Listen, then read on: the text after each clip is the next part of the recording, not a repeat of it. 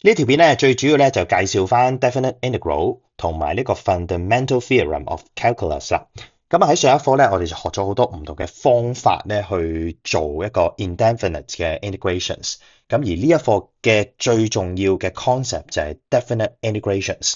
咁就係我哋係做完 integration 之後咧，我哋係有一個範圍要去計一個數值出嚟嘅。咁所以咧，我哋就有一樣嘢就叫做 fundamental theorem of calculus 啦。咁啊，我哋見到咧。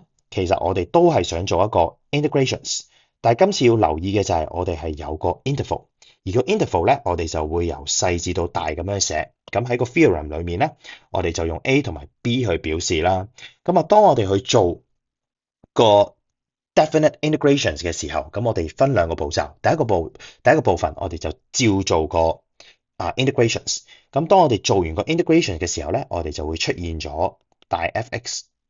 咁啊，再加 constant c 嘅，咁但係當我哋代數落去嘅時候咧，其實個 c 我哋就可以唔需要理佢啦。咁我哋就將大個數字代入去，之後就再減細嘅數字代入去。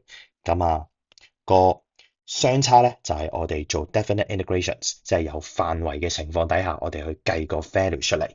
咁啊喺圖形上面嘅意思咧，咁啊大家可以理解成嘅就係如果我有個 function，咁我就係計緊。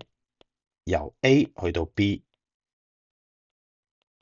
佢呢一個 area 係幾多啦？咁但係喺呢一課裏面咧，我哋最重要就係如果我哋俾咗個 interval 嚟，我哋識去做 integration 之後再去濕數揾翻相應嘅數值。咁呢一個就係我哋第一個，亦都係成課最重要嘅重點。